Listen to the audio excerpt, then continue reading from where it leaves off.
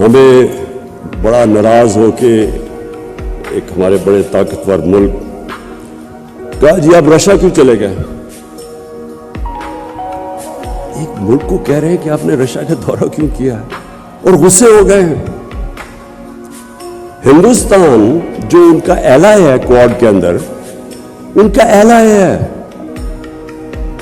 اس کی پوری مدد کر رہے ہیں وہ نہ تو صرف ہندوستان وہ روس سے نیوٹرل ہے، وہ ان سے تیل امپورٹ کر رہے ہیں، جب ان کے اوپر کوشش کر رہے ہیں سینکشنز لگانے کی کہ رشیا کو پریشرائز کریں۔ اور میں آج بیان پڑھ رہا ہوں برطانیہ کی فارن سیکرٹری کا کہ جی ہم ہندوستان کو نہیں کہہ سکتے ان کی انڈیپینڈنٹ فارن پالیسی ہے، اٹس این انڈیپینڈنٹ کنٹری، تو ہم کیا ہیں؟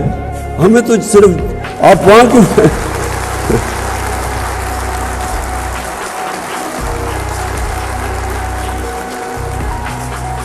اور میں یہ کسی کو میں ایکچولی ان کو بلیم نہیں کرتا، یہ ہمارا قصور ہے۔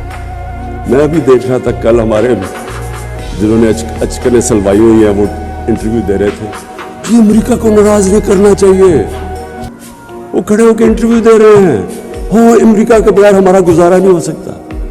ان لوگوں کی وجہ سے آج ہم یہاں پہنچے ہیں۔ انہوں نے اپنے ملک کو اپنے ایلیٹ کے، پھر سے میں ریپیٹ کرتا ہوں، قوم کے نہیں، ایلیٹ کے انٹرسٹ میں قربان کی اپنی قوم۔ ان کے لیے انہوں نے سارے ہمارے ملک کو ذلیل کیا دنیا میں، ہمارے اکنامک انٹرسٹ انہوں نے قربان کیے اپنے ذاتی، جن کے پیسے باہر پڑے ہیں، دولت باہر پڑی ہوئی ہے۔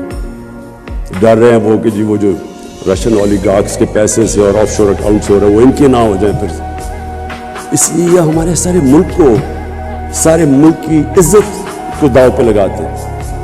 کبھی کسی ملک کی عزت نہیں ہوتی جو اپنے پیر پہ نہیں کھڑا ہوتا، ہمیشہ خوددار انسانوں کی عزت ہوتی ہے۔ غیرت مند انسان کی ساری دنیا عزت کرتی ہے، جو اپنی عزت ہی نہیں کرتا اس کی کس نے عزت کرنی؟ حکم دیتے ہیں ہم تمہیں، اگر یہ تم نے اس فلانے کو نو کانفیڈنس میں شکست نہ دی تو بڑے کانسیکوینسز ہوں گے۔ کبھی کوئی ایک ملک کو کوئی اس طرح کا تھریٹ دے سکتا ہے؟